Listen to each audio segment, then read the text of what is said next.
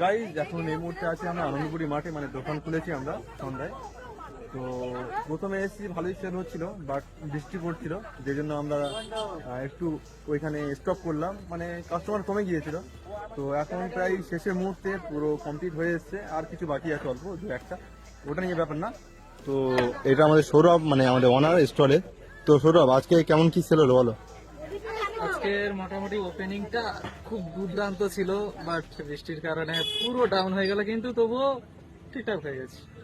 বাস ভগবানের কৃপায় মোটামুটি ঠিকঠাক আছে আজকে। ওভারঅল ঠিকঠাক করে দিচ্ছে।